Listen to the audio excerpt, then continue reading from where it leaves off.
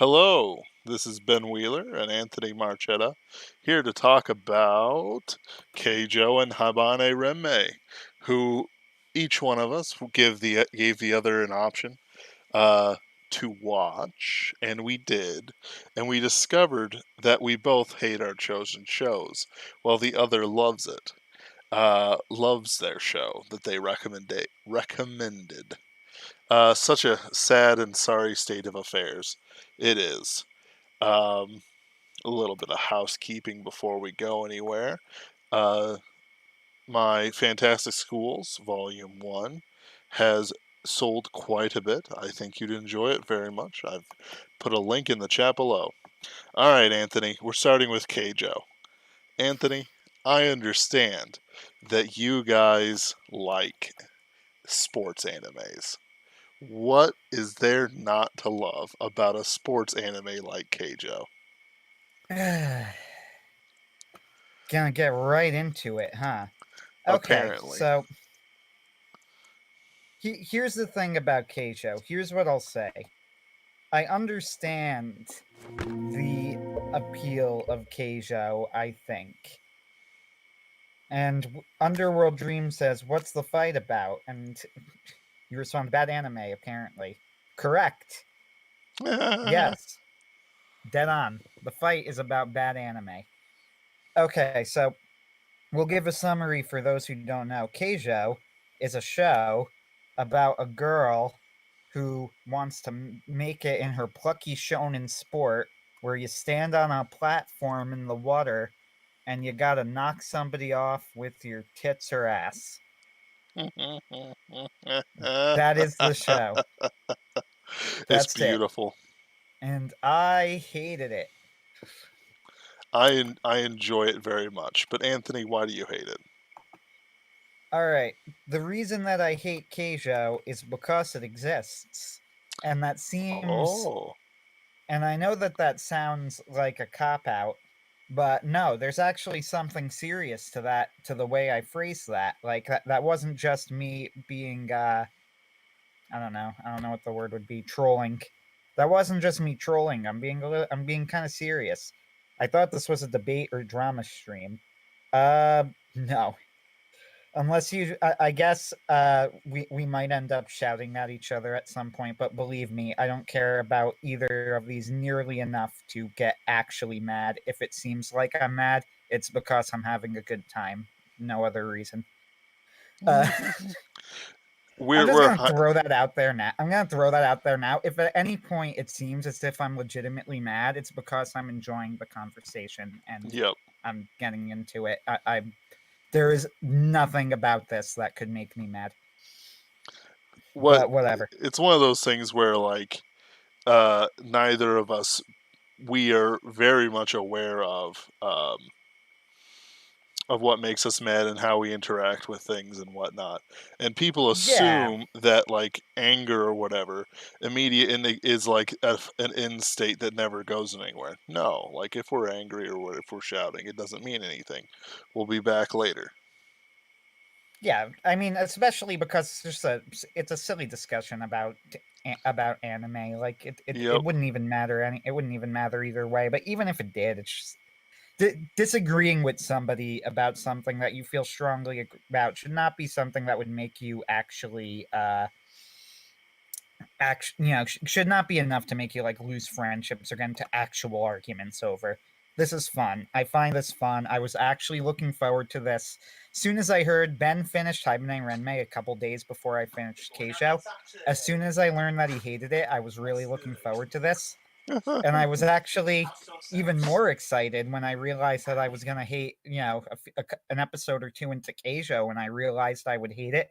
I became even more excited because I said this is going to be like the greatest the greatest live stream we've ever done. So going back though, we're off topic slightly to answer the question. The Oh, fact that it hold on exists just a is second. Underworld Dream, the yaoi version of Keijo, is called Free. yes. And my sister has seen it, and it's not explicitly yaoi, but it is all but explicitly yaoi. So what can you say? Basically. Though I do like the red-haired shark character. He tickles me pink. And free. I can't say. Never saw Free. Okay, I watched the I first originally season. go ahead.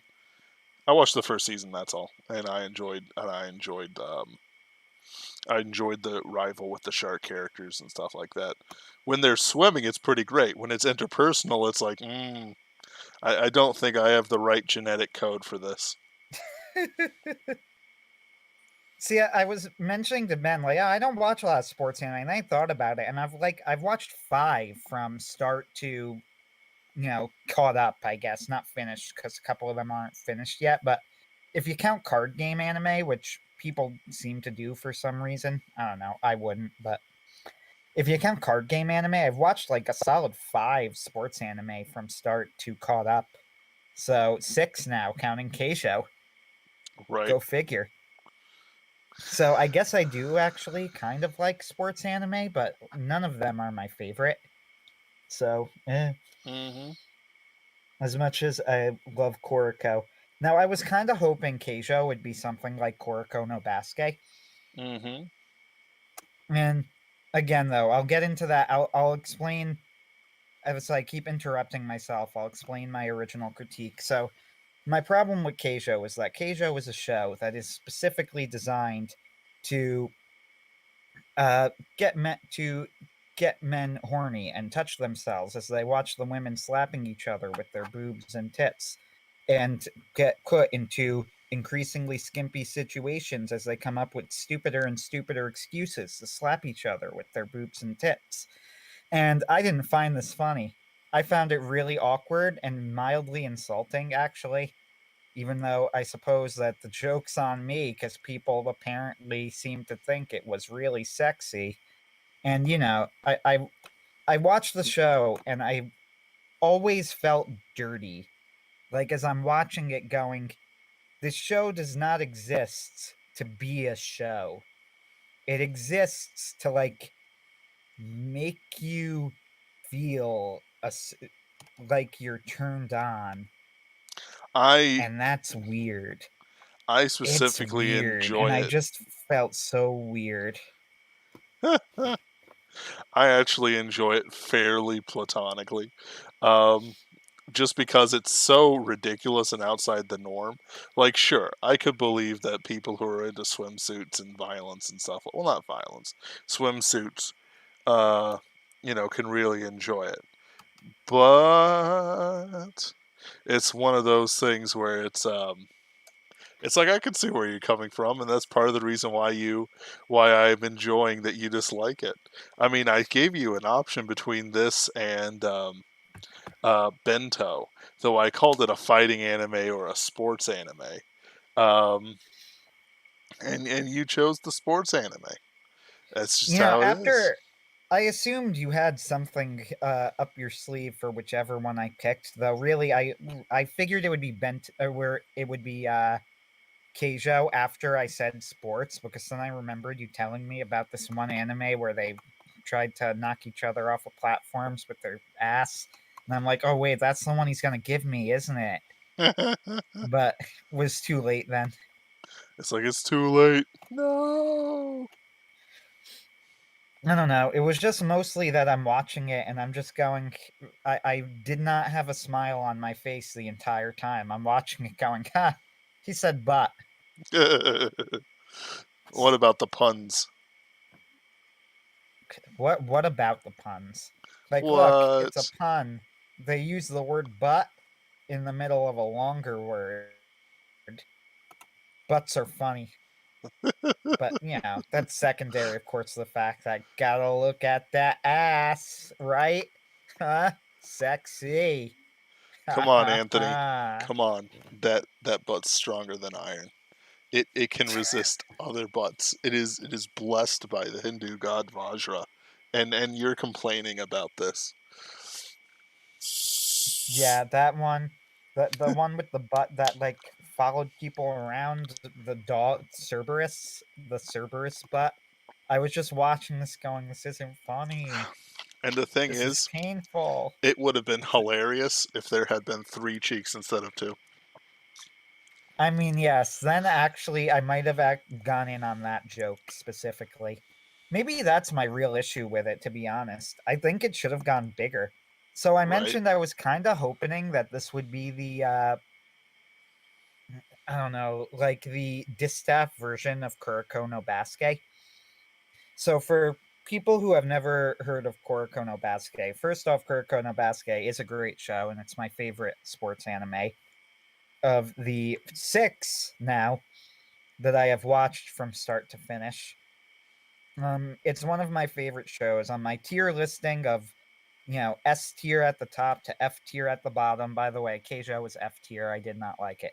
Anyway, anyway, on my tier listing of anime, Kuroko no Basket is probably solid A tier, maybe B plus to A minus. It's very good. I liked it. So Kuroko is the main appeal of Kuroko no Basket is how ludicrously over the top it is with everything. Like, we're introduced to these characters and they're not just they're not just high schoolers who are good. He's from a team called he's the Phantom Sixth Man on the Generation of Miracles. And they're not just good players. Like this one player can, if he gets a long enough wind up, he can make a shot from literally any location on the entire court. This player has the ability Emperor Eye that allows him to see into the future. This player is, 7 feet tall and can jump ludicrous heights, stuff like that. That's Kuroko no Basket. And all of the games are really, really over the top, come down to the last second type things with these ridiculous plays. They have special moves. It's fun. I like it. That's why, and that's kind of the appeal of Kuroko. So when I saw Keijo, my hope was that maybe it would be something like that it would go so over the top, it would loop around into being great. But to be honest with you, I didn't even really think it went over the top enough. They were just kind of swinging into each other with their asses. And that's the other thing. They could use their ass or their tits, but there was so that they went so much harder, leaned so much harder into the asses than the tits, and I found this a missed opportunity personally. Yeah. So I what would have pushed it over the top then? If you were to ask me to make Keijo and I were forced at gunpoint, because frankly, I don't think this show should exist, but if you were to force me at gunpoint to make a show with the premise of Keijo, uh I don't know. Yeah, I would generally do it more. I think what they did was they tried to structure it like a plucky shonen sports story, only with this ridiculous sport, and I wouldn't have done that. And she has this ability. What was it? The vacuum butt thing? I don't Vacuum know. butt cannon. Yes, thank you. Vacuum butt cannon? Of course. Could I have forgotten? What silly me. Anyway, she has this thing, the vacuum butt cannon that comes up. But I would have done it more where like I would have made everybody's special skills way more prominent. I would have made them like, I would have done like Koriko. I would have made them have like legends, the one who has the one who has like the Cerberus, but I would have had that be like, she has the legendary Cerberus bot, or the one who has the ass that you need to have like the 7 episode arc with it or something. I don't know. I was joking Uh, with you about that, by the way. I know. Oh, well, yeah, obviously. But what I mean is like, yeah, if you have that, I mean, I would have done like something closer to that, have like a 7 episode arc specifically about overcoming some sort of ludicrously absurd and very specific skill. So I guess that's my answer. My answer is I would have gone more over the top. Uh, I would have, yeah, and I would have made their skills very hyper specific and completely absurd. And they try and do that, but I don't think they go far enough. Now, if you want specifically, well, what would you have done to make it go farther? I really don't know. I wouldn't have made this show. So it's hard to say. It wouldn't exist. If somebody were brought it up to me in a pitch meeting, I would have been one of those people who shot it down.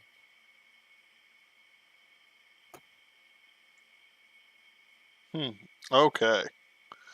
So you're just running from the challenge, I guess, huh? I tried to give you an answer. I came in with an answer.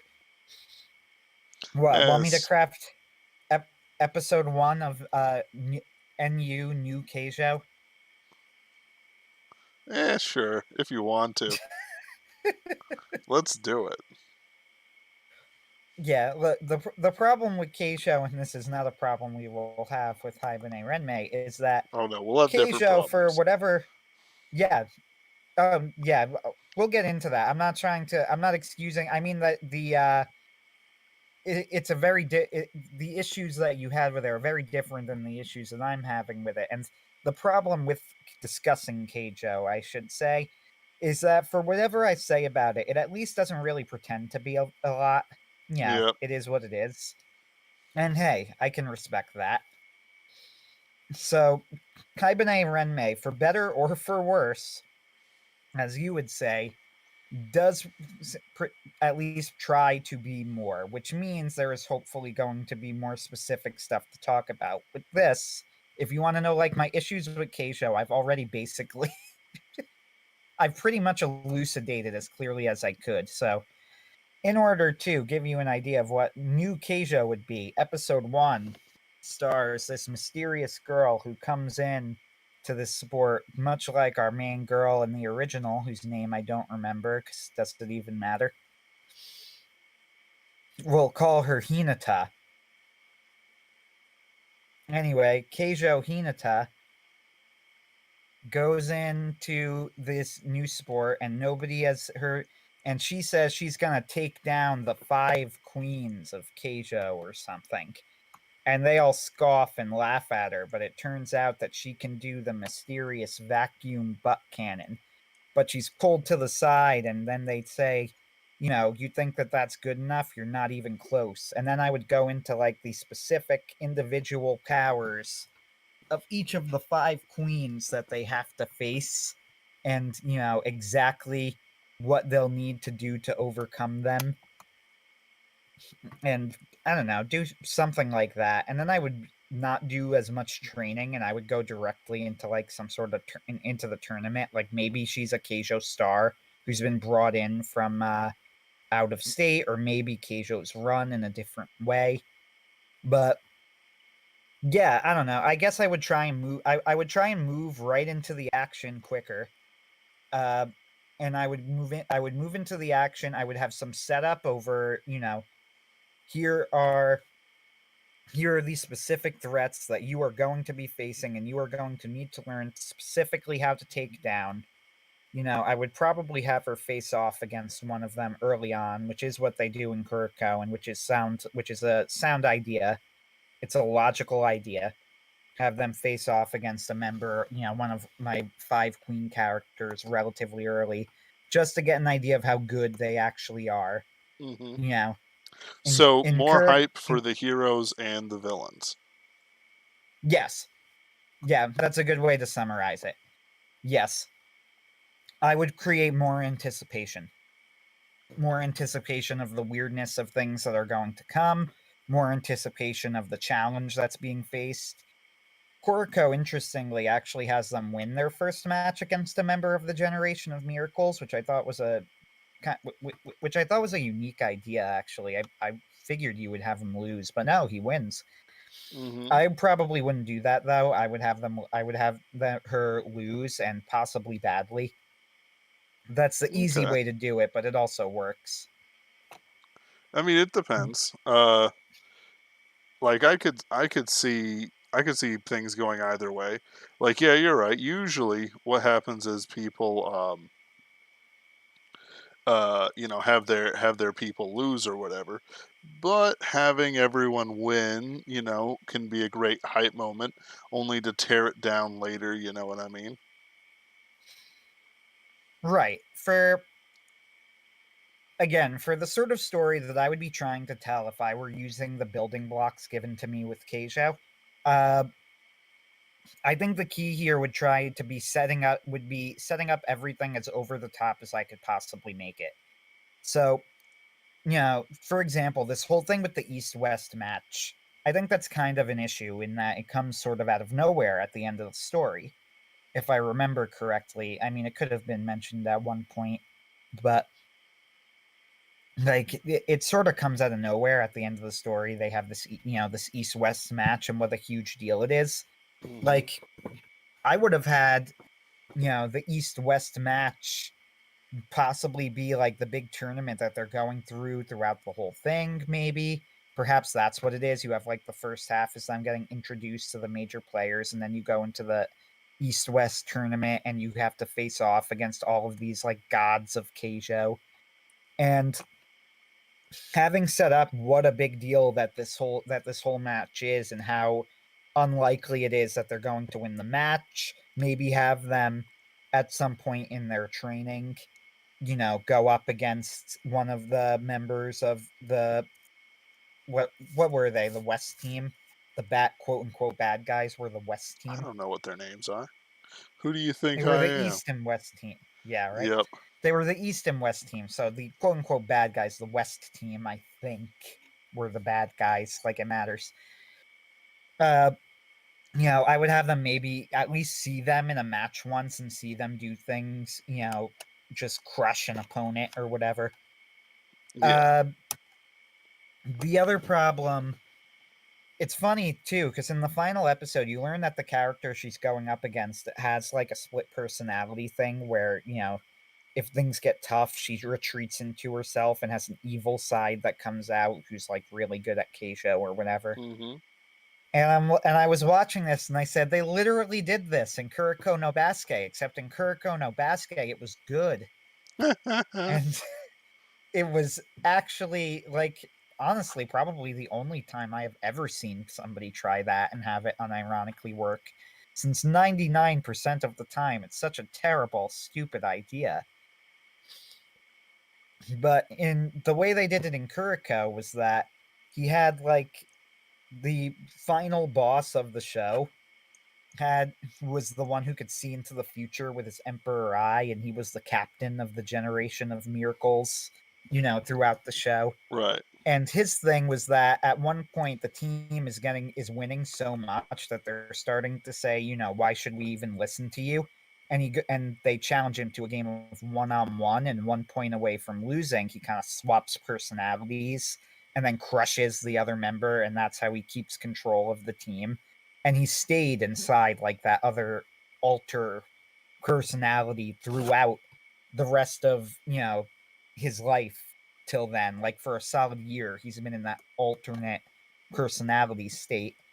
And they Hmm. mention in there too that it's not really an alternate personality so much as it's just him bringing out the side of himself that he believes that he needs to use if he's going to, stay on top in this field and whatever.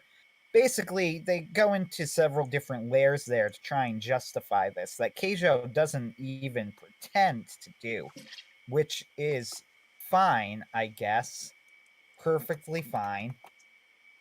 Absolutely fine, except that it's terrible and I hate it. Like I just saw her going like, "Oh, so she has a split personality. That's stupid." And then I said, "Wait a minute, Kuriko did this." Except that Kuriko was good. So so, something is wrong. so you're just saying that there's no way that we can improve this. What I'm saying is that yes, I think that there are ways that you could have improved Keijo from what it was, but with that said, I would have turned it down from the concept phase. I do not like the idea because it just makes me feel kind of gross watching it. Oh. I watch it and I feel as if I'm going, like Ugh. you want me to be turned on by this, but I'm not. And even if there is another level you can enjoy it, which there absolutely is, I don't think you're lying or anything, and I could tell that they're clearly at least self-aware enough to know how ridiculous it is, which I respect.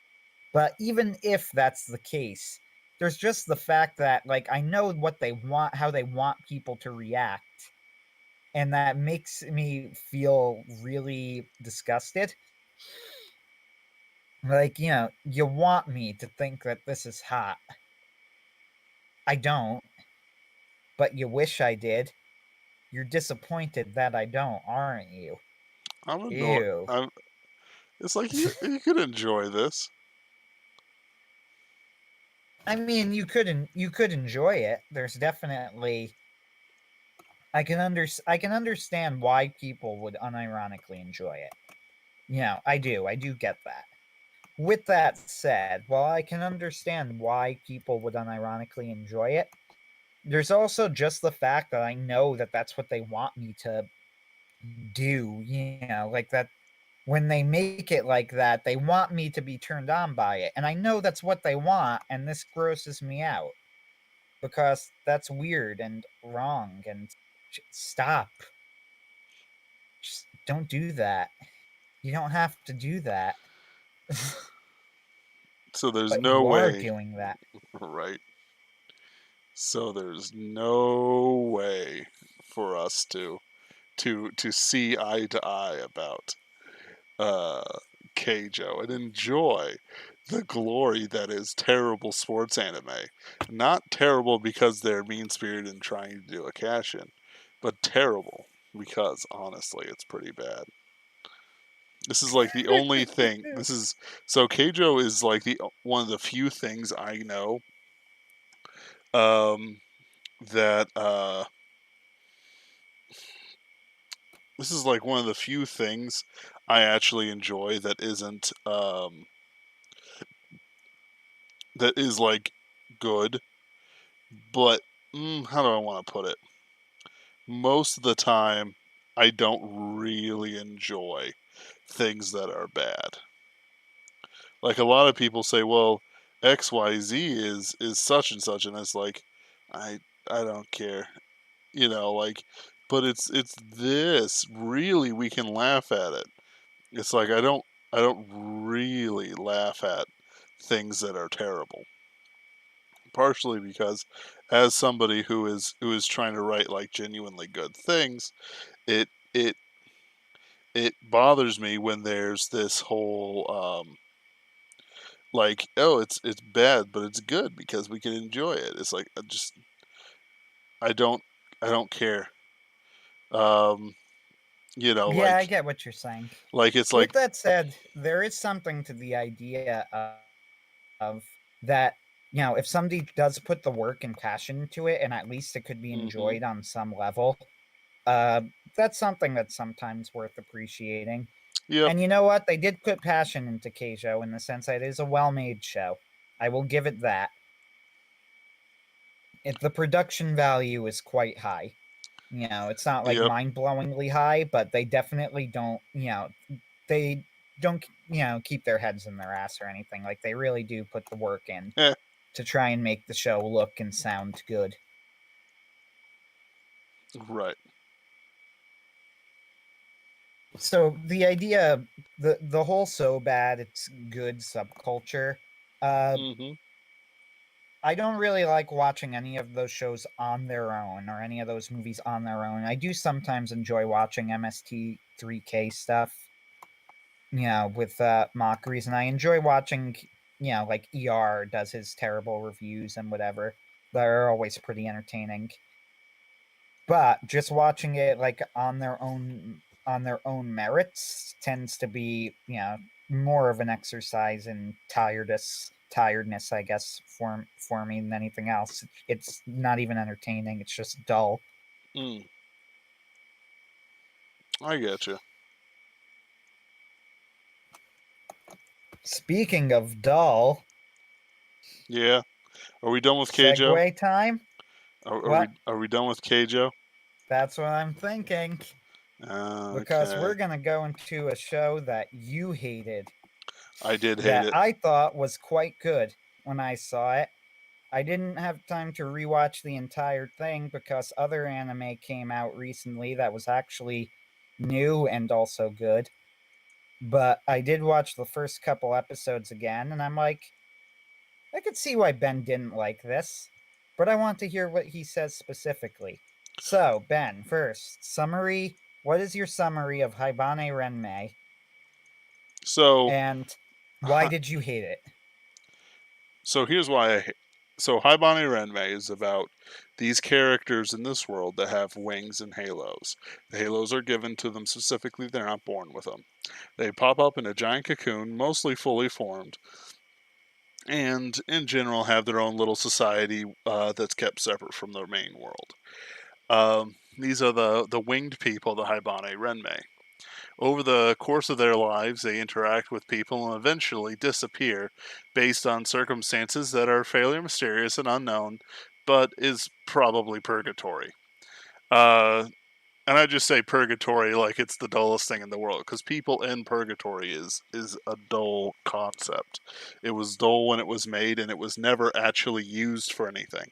Like the purgatory, everyone something in purgatory concept doesn't have an origin and has always been boring because it takes away any teeth that the story arc has, because then they don't have any interactions that they can have with people that mean anything over the course of everything that can be done. um, so she's born, and immediately we're treated to about 6 episodes of nonsense. um, you could take out episodes 3 through 6 even, and it wouldn't change anything. But Ben, the characterization. Listen, there's only two characters that get characterization: the main character and Reki, the hard bitten, uh, um, black haired one who smokes, to show that she's edgy or something. I don't know. Uh, and I hate it for very specific reasons. First, most of the characters are pretty much useless. You could have just had it with the main character and Reki, and you wouldn't have lost anything. And of course, Reki's past. Like when I mention a character, I include everything of that character, um, but not necessarily other characters who I've mentioned. I can't even remember the other friends' names. The glasses girl, the older one, the various other ones. The only one I remember is Ku, because she acts as a change of the plot through it. She disappears on their Habane Renmei thing, uh, but unlike the rest of them, you know, she was only given one episode of barely an episode of personality before she disappears. Um, the rest of them also get just like one episode of personality before they disappear from the plot, even though they're in the background all the time. The dub is praised, however, I don't believe it deserves it. Um, much at all. Like maybe the main character, maybe Reki was any good. The rest of them were just annoying. It's a very feminine show. It's a female-oriented show, and it really screws with my perception of the writer, who up until that point had been the writer of Serial Experiments Lane, which is more or less the soul of the internet put into anime form, and Tech Nahal Eyes, which is a super nihilist action adventure romp that involves fighters and people ripping out each other's eyes, that sort of thing. It's pretty wild. Um, so you get this sort of like contrast with a whole bunch of stuff, and it just kind of it just kind of messes with everything, because then you're not really there for anything that the story can provide, but rather you're here watching this, interacting with people in a social situation, and it is designed to conjure up emotions that don't really need to go anywhere and don't need to lead to anything, because the object of those emotions disappears anyway. And people might say, well, it's the something something of loss. Well, sure, I dig it. you're 5 days old and somebody disappears. Well, the problem is that we don't see enough of the characters interacting with anyone to really make it worthwhile. Maybe if they switched up the plot a bit so that Ku disappears in episode 10 and then Reki has her episodes in episode 11 and 12, it might have given the story more teeth, because then we would have had time for Ku to develop and all that jazz. And Ku is a bad name. Um, because it doesn't sound like anything. It's only got two. It's only got one syllable, two letters. Well, three letters, but it's a two-letter feel. And so she didn't have a personality. She didn't have anything like that. Well, she's the youngest. It doesn't matter. Like a lot of these things that people throw up to hide the bad plotting, the bad character, the boring visuals. 9 times out of 10 is boring. Um, and there's some exceptions. Like the other 10 parts really good, but like in that 9 parts out of 10, nothing happens. Characters talk about things that will never be consequential, and the characterization dies because nobody's interested in developing any other character but Reki and the main character, who I can't remember her name either. Raka. Raka, thank you. Um, but the other ones don't really get anything about it. You get their personality in one episode. I do not count a character just because they have one episode of development. You know, there's some interesting things that happen. Honestly, the world around them is pretty interesting. The masked men who don't speak, the keeper of the grove, the things underground, all very interesting. But they're never developed and they're never explained, and it doesn't really go anywhere satisfying. The finale is very good. Reki dealing with her demons of her past life, including the train that sort of rips itself out of the walls, and her dealing with these things and the cycle of sin. Very Buddhist, very interesting, very boring. Except when it actually comes to a head, because that means something's actually being done. The fact that it's been inspirational to other writers and um, whatnot oftentimes can tell whether or not they're a gamma or not, especially in the case of guys like Fredrin. I do not understand why this inspired people. I do not understand why it has the memory and connections that it has, and I do not think I'll ever recommend it to anyone for any reason.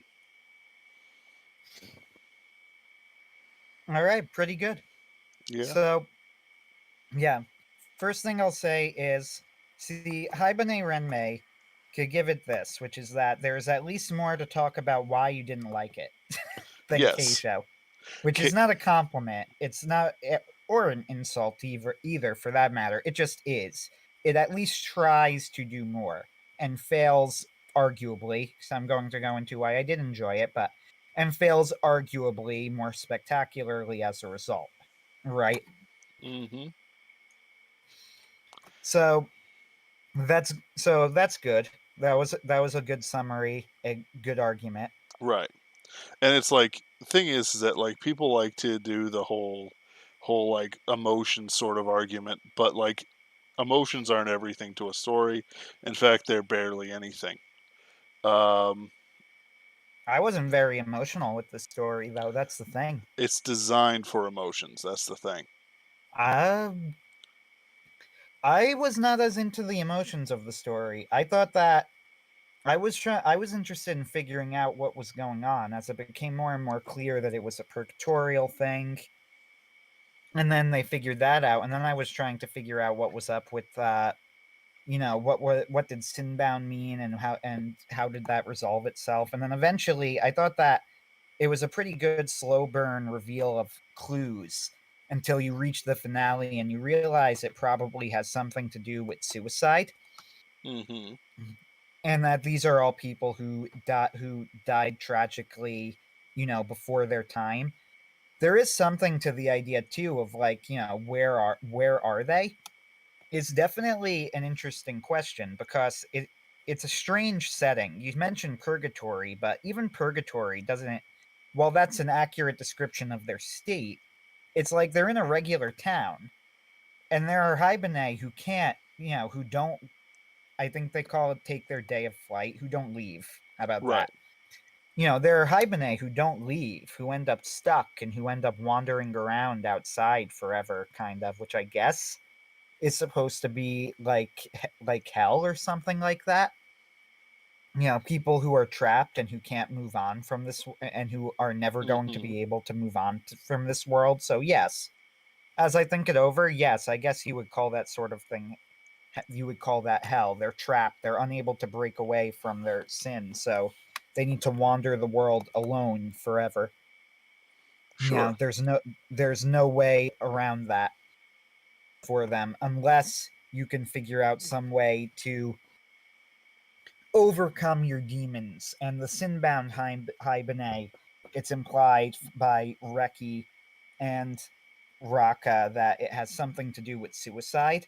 Reki specifically, it appears like literally threw herself in front of a train, and Hmm. Raka probably jumped off a building. But But, since they're not as clear about it, I think the implication too is that what Raka did might not necessarily have been as directly suicide so much as suicidally careless, because then she says somebody comes and she thinks that the crow that comes and sees her is supposed to be a spirit from the other side that came to forgive her.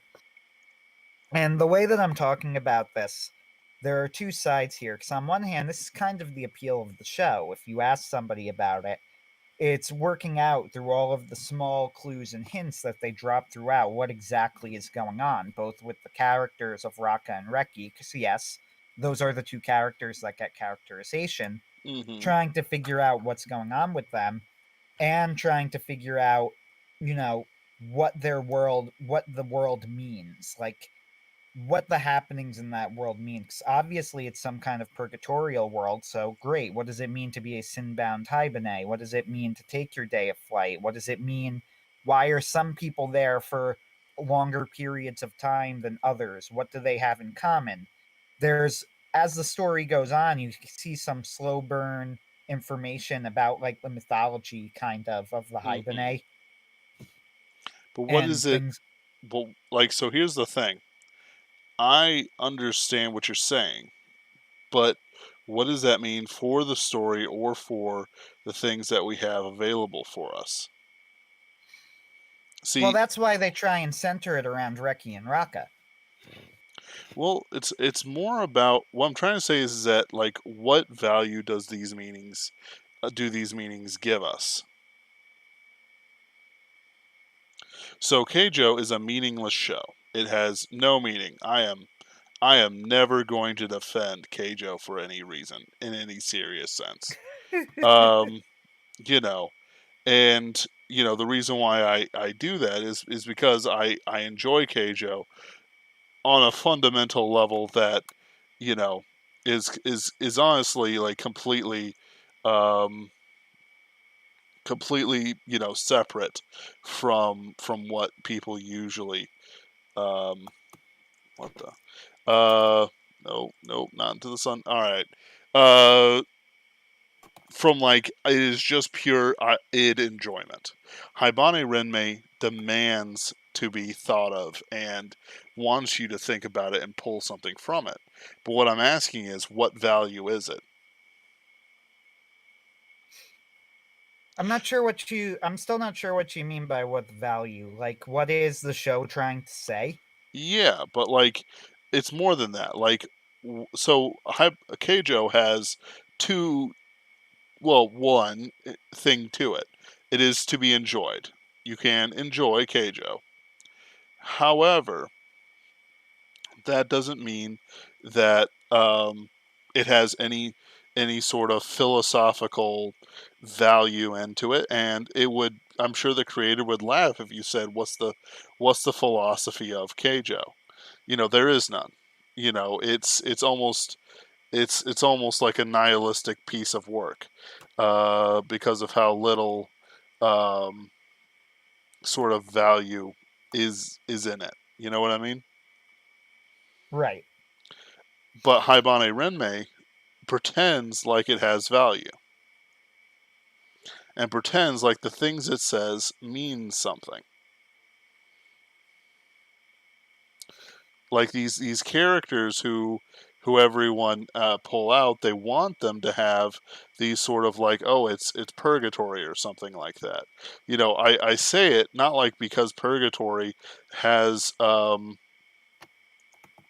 has some sort of like value to it, but because it it doesn't describe any actual plot or anything like that. You know, like having characters in purgatory bring no value to the story.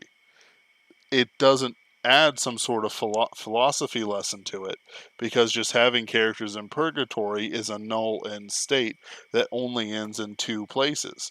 They're stuck in purgatory forever or they leave purgatory. Sure, but the whole appeal of Haibane Renmei is figuring out why they're stuck there and how they could leave, specifically the whole concept of sinbound. That's what the finale is entirely about. It's about Raka and figuring out through the mythology of the Haibane, what's going on, figuring out that Raka has, Raka's secret and what she's been hiding the entire time, then resolving this flaw in herself so that she can figure out a way to leave. Everybody there is trying to find some sort of way, to resolve their I guess their past grievances, because the implication being that they all died too soon. That's why everybody there they show up. They're all young, like, but they show up fully formed, but they also all show up at least fairly young. Sure, So the idea is that these are all people who died too soon and need to come to terms with that. And the sinbound are the ones who died having committed some sort of great sin. You know, suicide. Again, the implication tends that fans will tend to latch onto is suicide, especially with Reki, where it's very heavily implied at the end that she sure. threw herself in front of a train. I have no complaints whatsoever on that description on face value. What I'm trying to say though is that we have just so let's talk about Reki. What value does knowing Reki's death bring to us? I think it's about the idea of breaking that cycle of sin. They mention, the famous line there, and I have it, like I said, to make sure that I knew the details of the plot properly. I have Wikipedia open in front of me with the plot summary, and they have probably the most famous quote of the show is when Raka runs out into the main character, Raka, runs out into the woods upset at night, Mm-hmm. because she's depressed and falls into the well, and she's helped out of the well and touches the wall on the outside, which breaks their laws. And now the Mm-hmm. communicator, who's like the caretaker of the Haibane temples, is helping her back to the town, and he's answering her questions, and he says to recognize one's own sin is to have no sin. So, are you a sinner? And Raka says, but if I think I have no sin, then I become a sinner. And the communicator says, perhaps this is what is meant to be bound by sin, spin in the same circle, looking for where the sin lies, and at some point losing sight of the way out. In a way, you could say that it's kind of a criticism of works based salvation, trying to do something to make up for your misdeeds as if that's even possible. It's not. Eventually, you need forgiveness. We would say Mm-hmm. forgiveness from God, but Haibane Renmei isn't quite as based as Trigun. Right. So, but it does go a fair bit of the way there in saying that you need some sort of help from other people, and and that redemption isn't something that you earn with your actions, but you need to accept. Either Raka sees the spirit of the crow that she believes is coming to forgive her, and Raka is the one who steps in and helps Reki, who believes that nobody is willing to help her and she needs to take care of all of this on her own. So I would say that if you want to go, what's the value of this? The value of this is in trying to is in answering that question. How do you break that cycle of self blame and self hatred. I mean, in essence, that's really what Haibane Renmei is about. How do you resolve your internal conflicts and guilts, even when just by acknowledging that you have them makes you sinful in a sense, because your motivations are never quite pure, which again goes into something that Trigon answers, but Trigon answers it by saying that salvation is impossible through works and you need the help of Jesus Christ, even though it never actually says the words Jesus Christ. Well, you have Wolfwood converting in a church, and Vash slamming his hand down and using a cross in the final battle makes it about as uh, overt as you possibly could in anime. And while Haibane Renmei doesn't go that far, at the very least, it does point out the futility of saying that this is something that people can just resolve on their own, Mm-hmm. which is something that I appreciate about the story. Now, Haibane Renmei is not in my S tier. It was never in my S tier. At the time, I said I probably placed it somewhere in the B plus to A minus tier, I guess. I think it is a well made show. Uh, I guess I could see what you're saying about how in you could restructure things to give more character to other people, and in that and to give more characterization to other characters besides Raka and Reki in the show, and pace it a little bit better.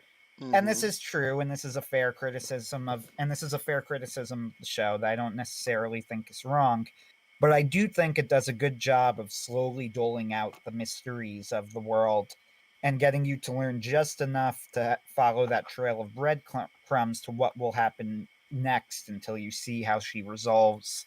Reki and Raka both resolve their character arcs. Underworld Dream says, "Hey, what happened? I had to leave. This was a few minutes ago, so sorry I just saw this, but as you could see, Kaibane Renmei is just as action packed as Keijo, so I'm afraid you're going to be a little bit behind for a while." Ugh. Since this is you've missed like 5 anime style attack moves in the time that you've been gone.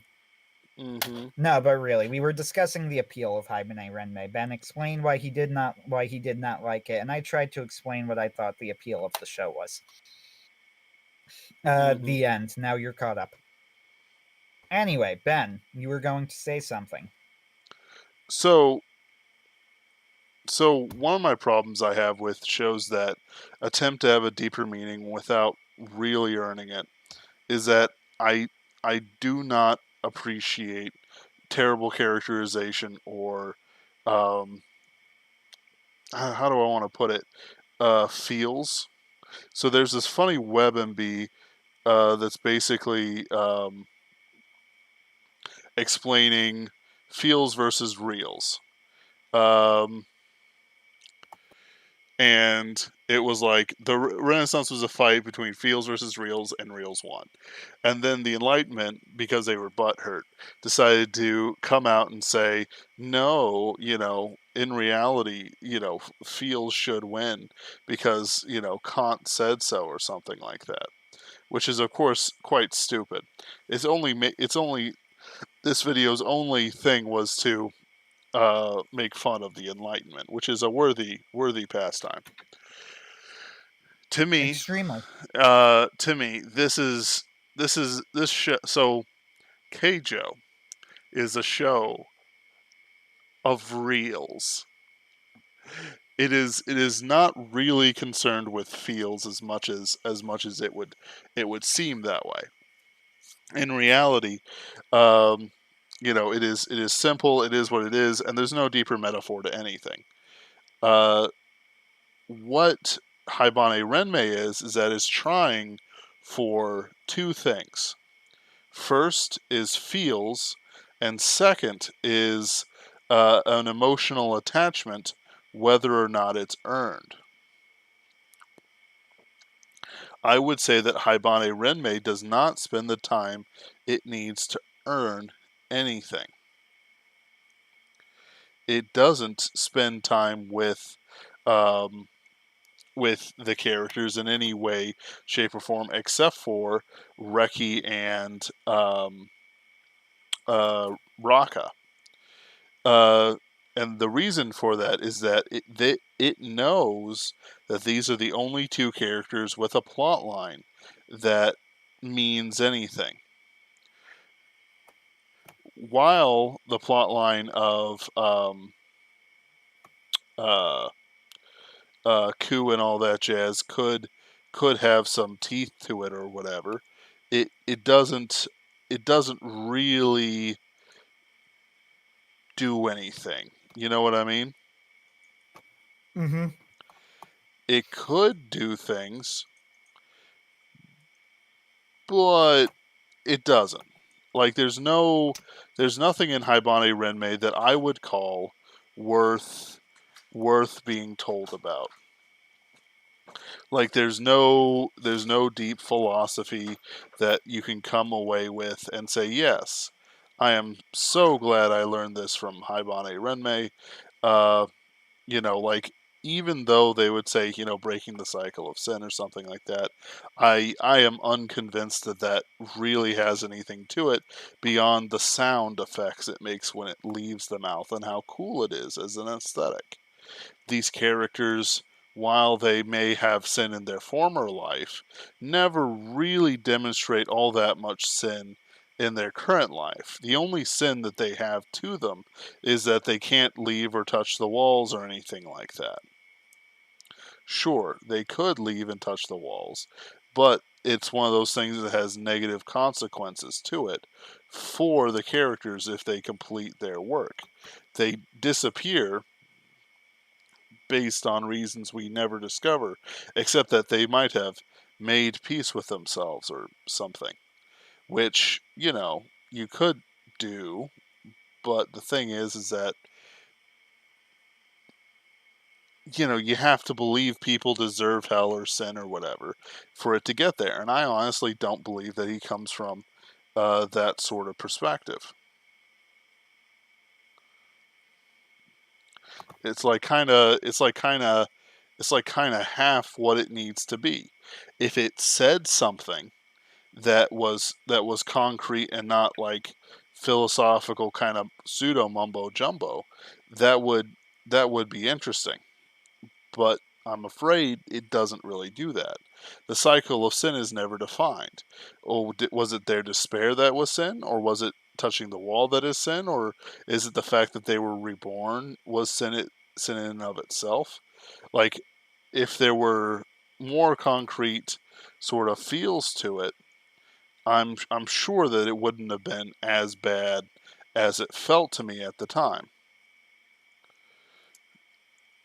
But, you know, instead all we got is some girls making weird sounds at each other because they're trying to imitate Japanese um, speech patterns and um, a bunch of nothing.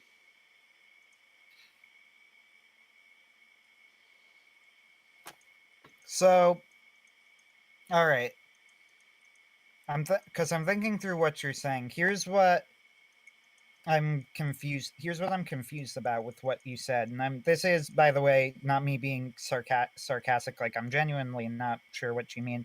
You said something like that. You didn't think he came from the background where there was heaven and hell at all that they could deserve, but I don't really know. I mean, that is the world of Haibane Renmei, though, so I'm not really sure what you mean by that. Like that is how it works. That's Haibane Renmei.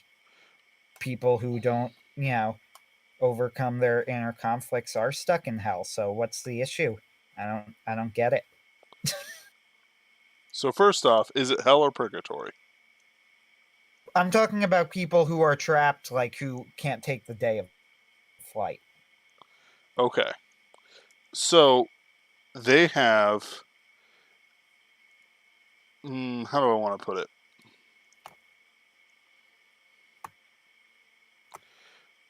So let's say that Reki doesn't take the day of flight. She's trapped here forever. At worst, she'll be only trapped until old age takes her. There's no word in the whole Haibane Renmei thing what what old age is or what their life is. It's like sure they live by themselves, but it doesn't feel like they're like they don't hand them a knife and then leave the room. You know what I mean? The negative connotations of being stuck here don't really pop into anything meaningful that any of us could see. Maybe if there was a consequence that we could see, that would be different. But oh, excuse me. But there's no unless we met them in one of the episodes I just skipped through, which is perfectly We do reasonable. meet someone. Yeah, we Really? meet someone. When? What episode? Yes.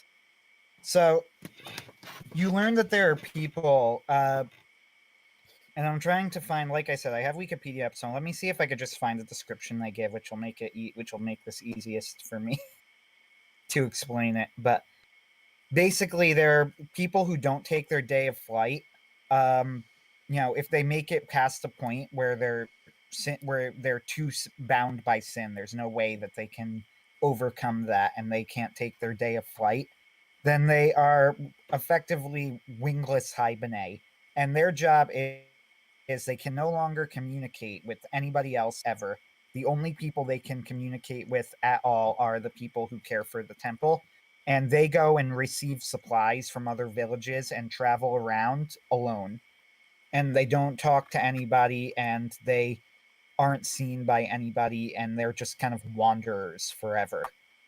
So another That's the that's what the happens to Haibane who don't take their day of flight.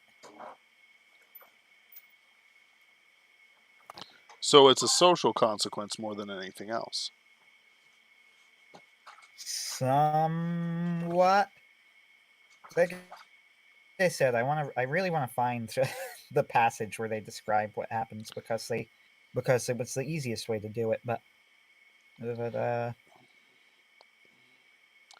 it's like from what I could figure out from what I was told in the story by the communicator, it didn't it wasn't like something I'd say, oh wow, this is absolutely, terrible, I found it. Mm?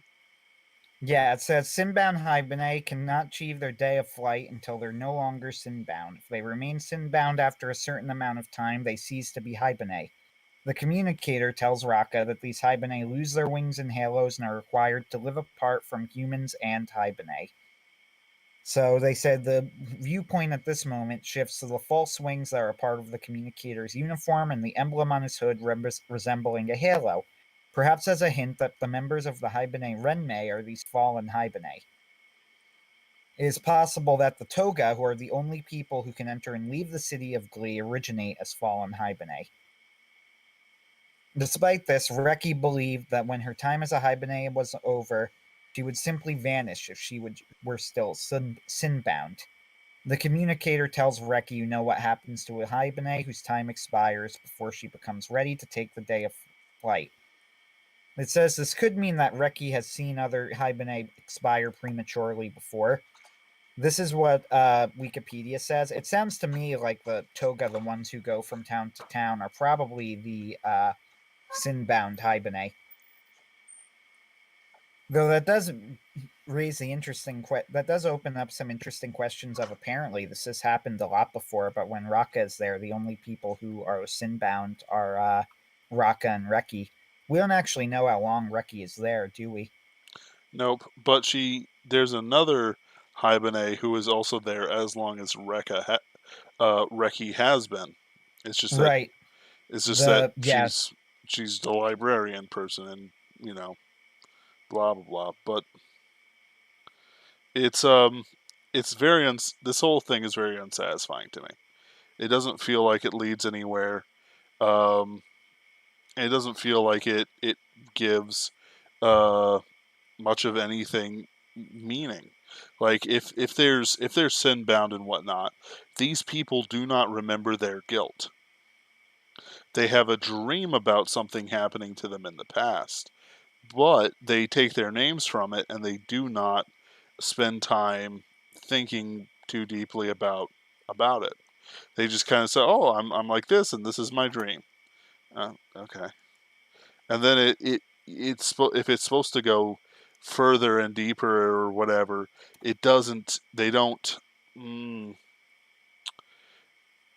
they don't spend enough time on it for me to say that it was a proper meditation.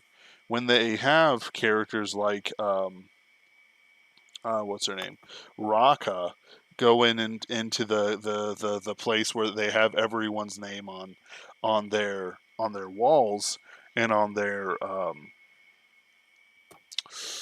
statues. It's like, wow, Ku's name was on here. Yeah, weird, isn't it? Do you carve it in there? No, it's a mystery. You know what I mean? Mm-hmm. There's a lot of implied meaning and a lot of mystery built up with it, but it doesn't pay off like it should. I mean, it could pay off like it should if they had spent more time on it, but they don't spend time on it. Instead, these characters sort of brush it away and they go back to happy, weird, feely, let's sound like Japanese people, but we're speaking English times, which is a very frustrating mode of voice to hear because it is incredibly feminized. I don't want there to be so many mysteries, and it's good because it has these mysteries.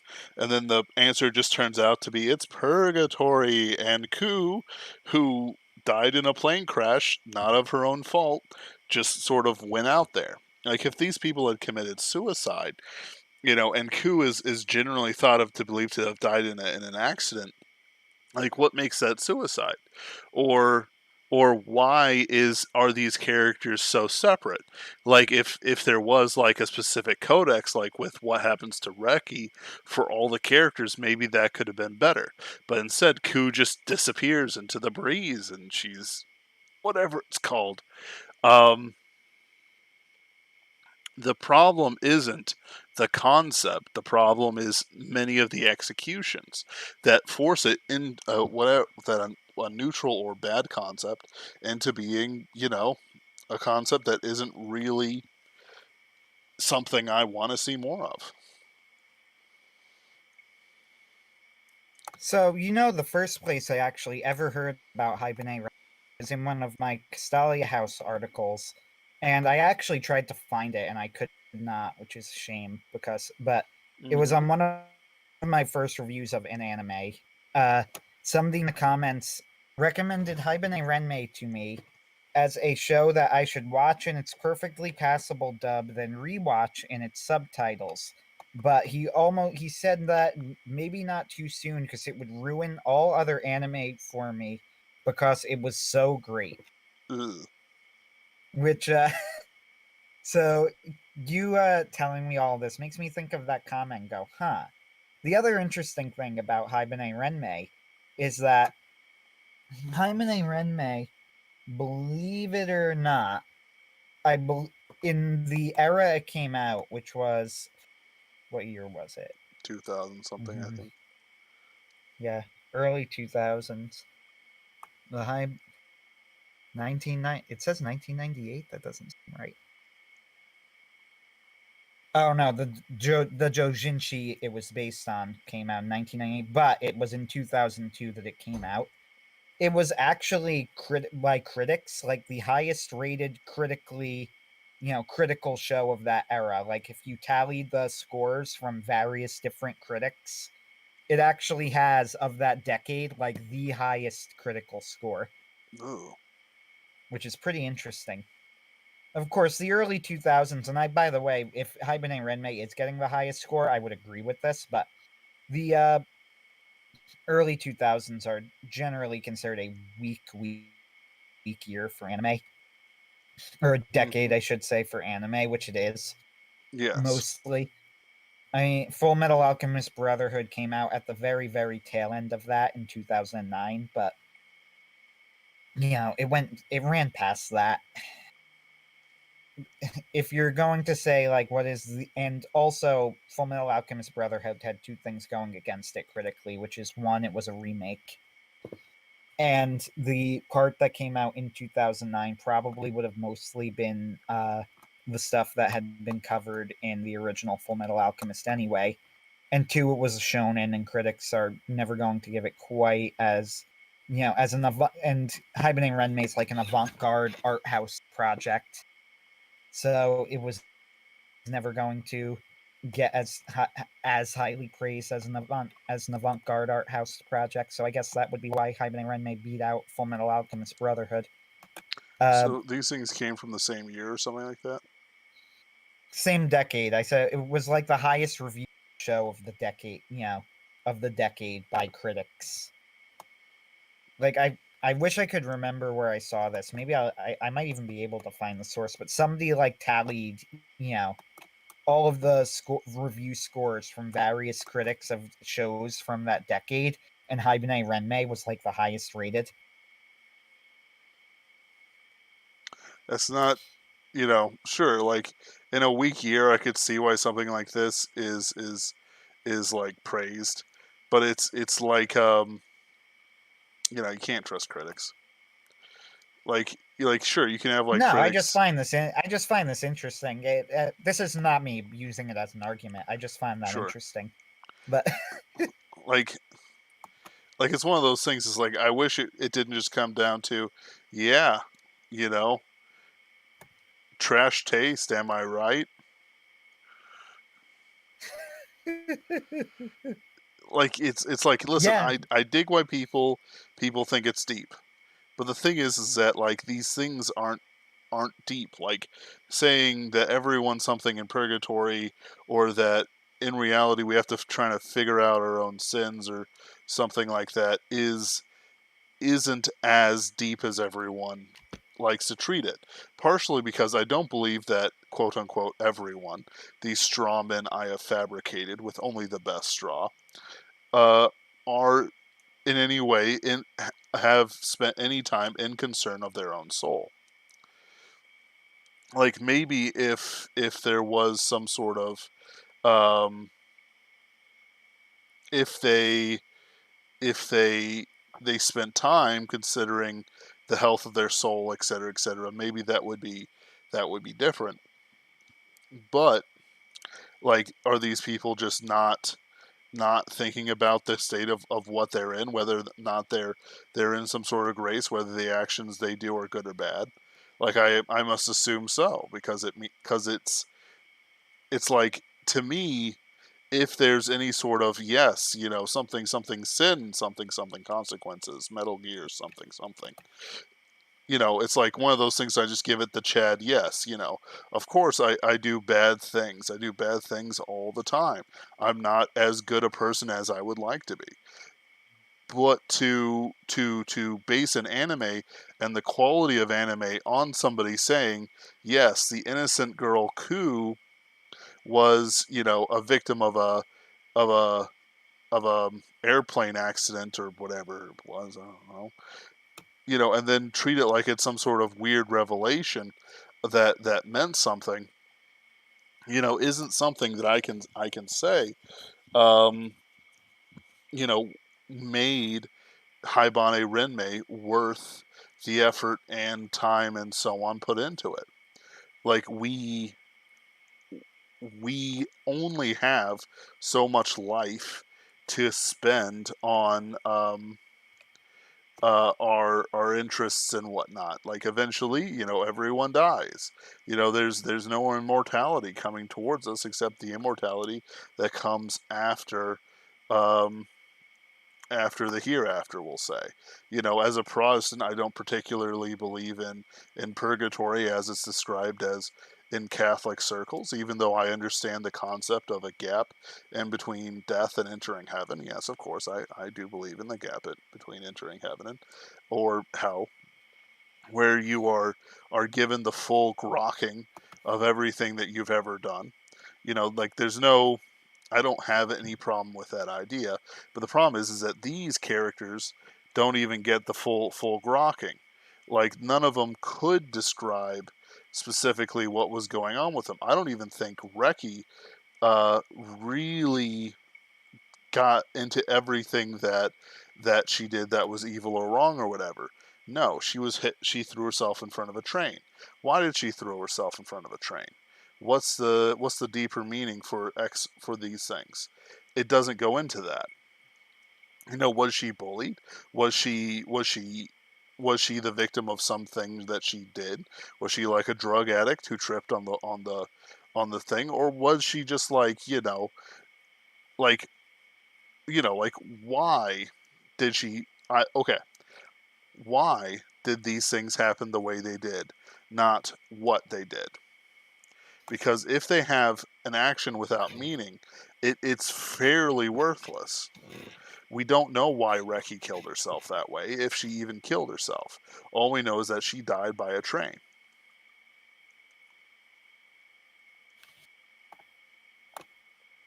Okay, so first thing is that I was able to find the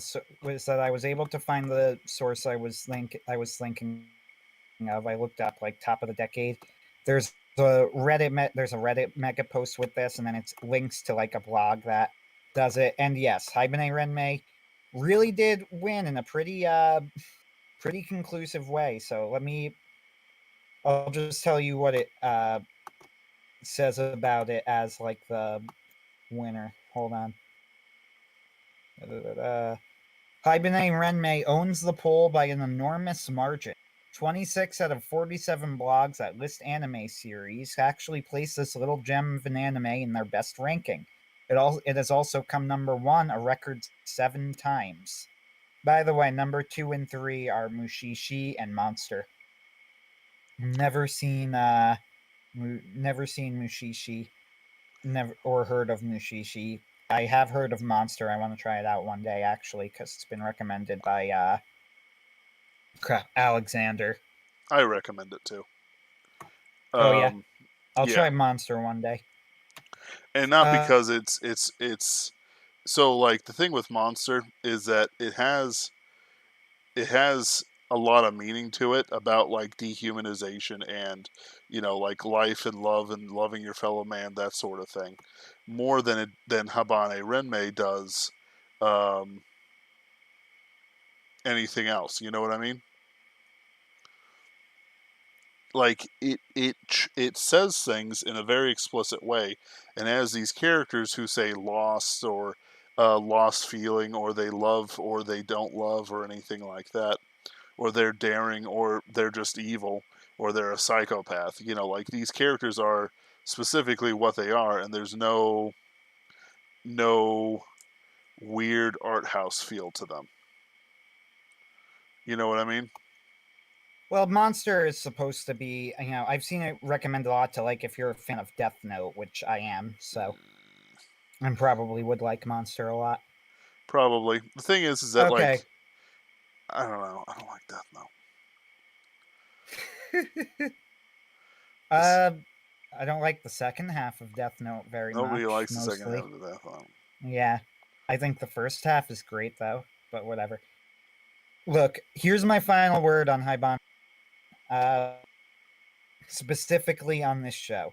So I get what you're saying. You wish that there was more. You wish that there was more to it.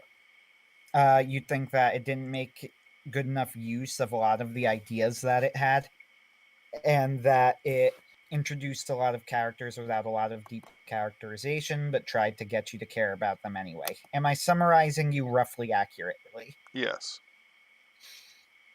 So I would say, for my part, that Ben didn't get anything like, there are certain criticisms that I will hear people make and I will go, no, you're wrong.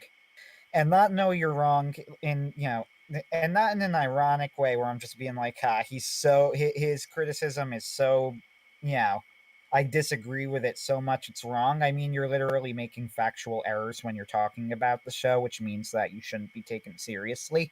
This happens sometimes. But Ben is not. Ben is not making any factual errors. he is making his criticisms are based on the show. He didn't get anything about it wrong. So people who have so if you've heard his thoughts on it, they definitely are worth listening to. With that said, if you were to ask me if I still recommended Haibane Renmei, I would say hesitant. I would say yes.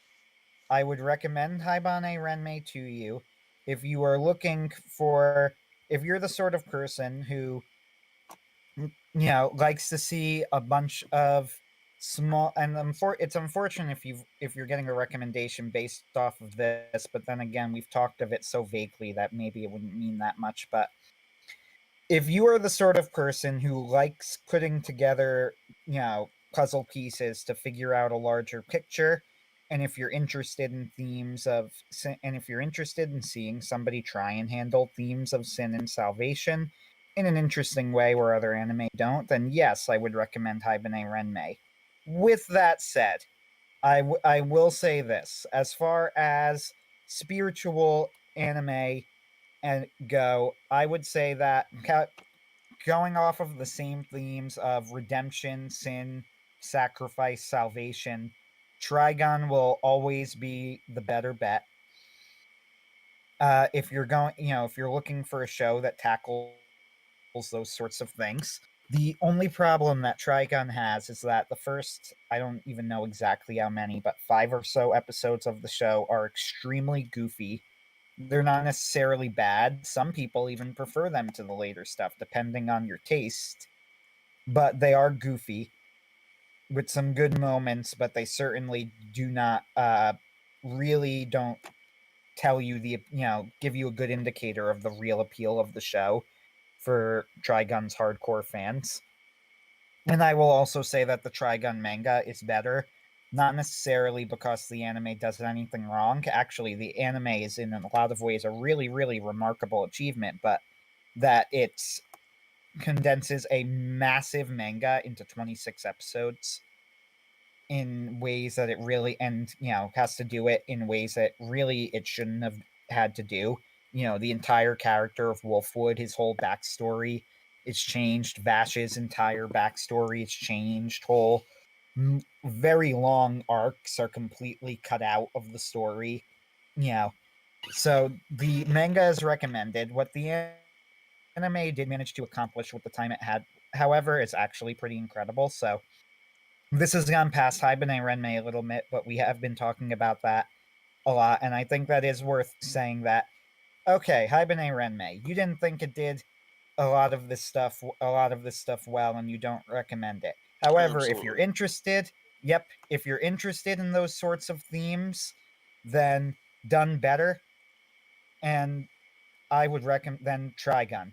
Trigun does it all better, Sure. and that would so that's my recommendation. You like the ideas behind it, but you don't like the execution? Try Trigon. It executes. Right. So I cannot do it. I cannot recommend Haibane Renmei at all for obvious reasons I've described. However, I will say that Keijo is only entertaining. It is not anything other than what it says to be. Uh, I guess and that's my issue. Come to think of it, when I think about Keijo, this was something that I had mentioned in chat before, and I forgot about it. And now that you worded it like that, it made me think of it. And it was that the problem that I think that I have with Keijo is that for it to be something that I could recommend, it would have to comment on itself in some way, and it doesn't. Like, show some sort of self-criticism, self-awareness, self-analysis, and it doesn't. And I know that you go, oh, isn't that, pretentious critic speak? And you're right. Most of the time I would agree with you. But Keijo is the sort of show that I really do think you do need to do that sort of elevation of its material for it to be worthwhile. And it doesn't, so it's not. I don't really have an argument against that. Partially because part of the appeal of Keijo is its subject matter. I will say though that the problem with Haibane Renmei isn't so much that the ideas are themselves terrible. It's just that the execution is butt sniffy. Um, and the story is very feminized, um, to a point where I found almost little value in it and spending my time with it. Um, Is Perhaps, Serial Experiments Lane any good? yes. I'll So have to that give that a shot. that has more. So, like, honestly, the ending, I keep forgetting, even though I've watched it several times. Um, but specifically, just the ending, not the show itself. The show itself is basically the isolation of the internet, uh, and dealing with popularity and how on the internet you're a different person. There's a bunch of interesting stuff, um, but it's, I don't know. It's one of those things where you'll have to watch it, and then tell me how you found it. If you wanted to, we could watch it this week or next, the week after next. Because this Sunday, we'll be having Jaji Lamplighter joining us to talk about our anthologies. Um, the Fantastic School anthology, which excuse me, has been doing quite well. Excellent. Yep. Anyway, thank you guys for joining us in this makeup stream. Uh, I hope that everything, you'll join us Sunday at 6 Central, 7 Eastern to talk with El Jaji Lamplighter. Mm-hmm. It's always fun talking to Jaji, who's always very interesting person to interview as well. Mm-hmm. And I'm sorry we're not actually having a fist fight, um, on top of, There's on, another secret to why we're not. And it's not only that I wouldn't do that, but also because I am not nearly emotionally attached enough to Haibane Renmei to care. you see, and the There, problem, yeah. there's gonna, yeah. One day you're gonna go in like Full Metal Alchemist Brotherhood, 2 of 10, and then just hear, Right, and I wouldn't say that because even though I'm not as big a fan of Full Metal Alchemist Brotherhood as other people are, I don't really have that many problems with it. Hmm. Yeah, there are certain shows that people like that I don't like as much, but I also get why people like them. IQ is another one. I think IQ, if you wanted to ask me, I would say it is overrated by virtue of the fact that people rate it absurdly highly. Mm-hmm. Uh, but with that said, I do not think IQ is a bad show. It's not. It's a pretty good sports anime as far as it goes. Very straightforwardly executed. Isn't a whole lot to it, but well done. However, if somebody were to come in and tell me like, "Oh man, I can't even give you a lot of bad examples because I avoid watching bad shows." I'm not one of those people who likes to who like you said who hate watches things or whatever. So Mm-hmm. I don't know. Sword Art Online, I guess.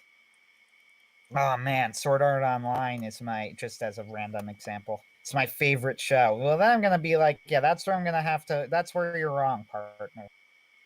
Uh, you might think it's your favorite.